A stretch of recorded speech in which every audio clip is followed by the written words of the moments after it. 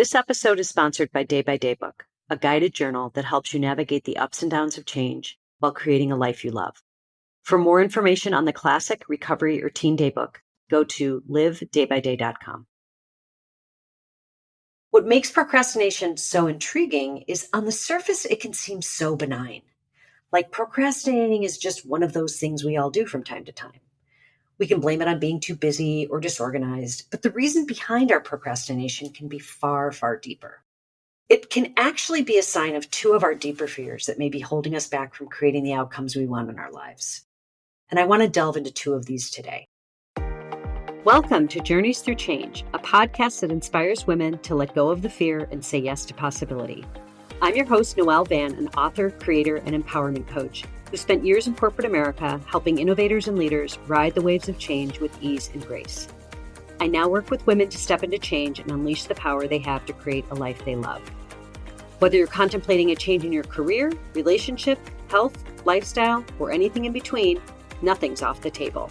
I'll be offering up simple insights to help you manage the ups and downs of change and sharing interviews with successful women who took a leap of faith to create the life they knew they were meant to live, sharing their wisdom, advice, and all the juicy lessons they learned along the way.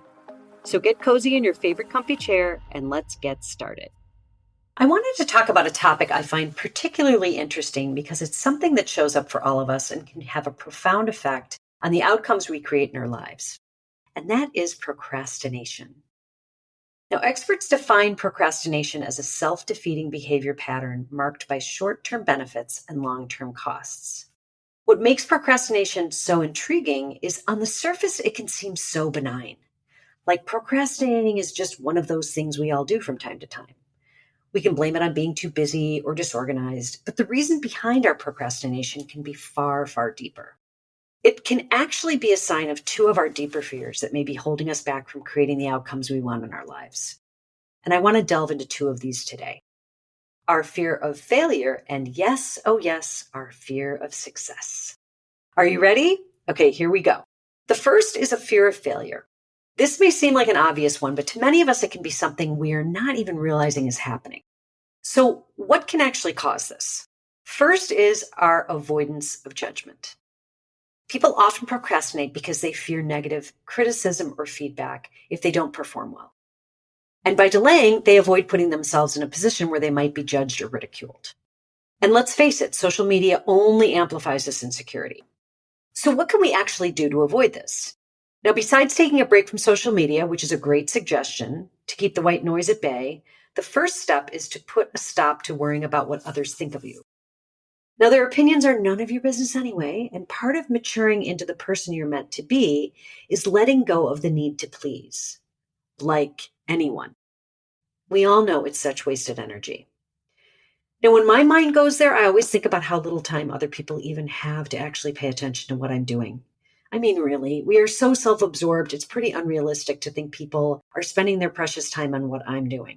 It's also a nice and humbling way to end the internal chatter and just get things moving. Okay, so the second is perfectionism. We can all fall into this trap from time to time, and I liken it to walking in the mud when I get stuck in a need to be perfect.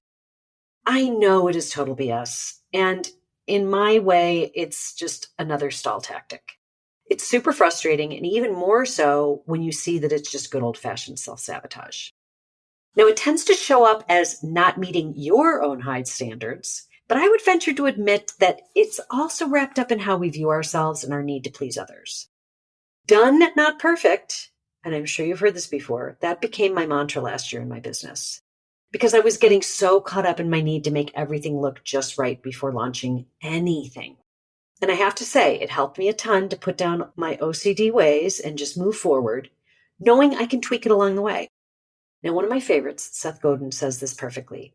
Trust yourself and your practice. Trusting yourself is about learning to trust the process, not the outcome. And what he's really saying is, do the thing and worry about how it lands later. It's really about staying true to your intention of bringing something into the world that can help others. Consistency and commitment to do it, even when you feel the resistance, shows the universe that you're serious about your work. Now, putting things off can be a subtle way to confirm your belief that you're not capable of success.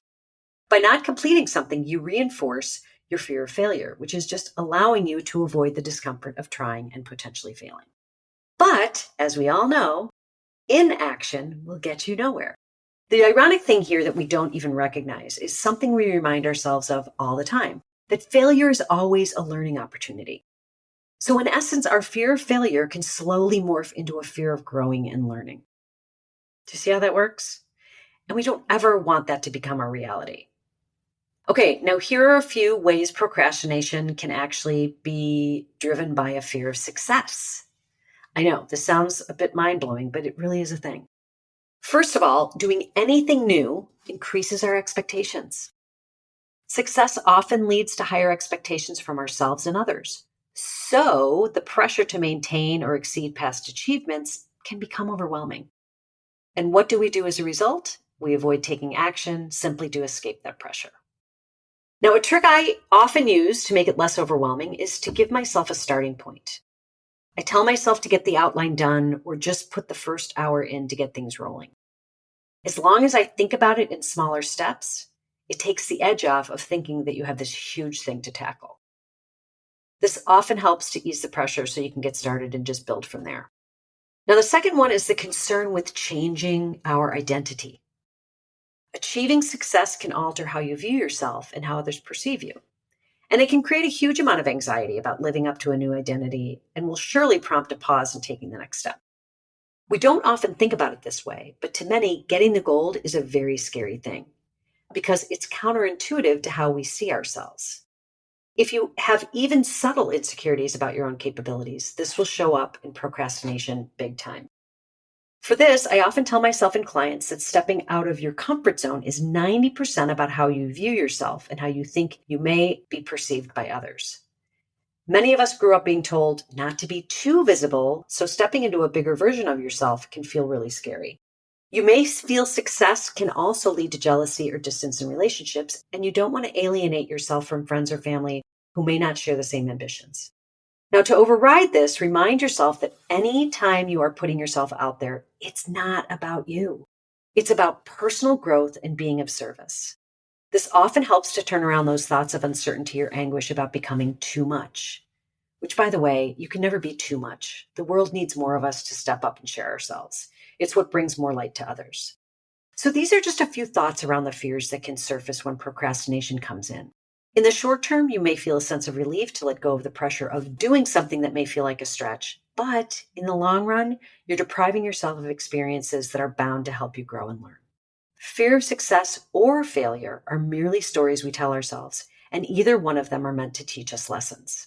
Recognizing these patterns is so important. They will help you address those fears head on and be your first step toward becoming a change maker in this world. That's it for now. Until next time. Thanks for listening to the Journeys Through Change podcast. You can find us on Spotify, Apple Podcasts, or really wherever you get your podcasts. And be sure to follow us and leave a review if you've enjoyed this episode. And share it with a friend or on social media to spread the good word, so more women like you can find us and join in on the fun. For more information on the podcast or Day by Day book, go to livedaybyday.com.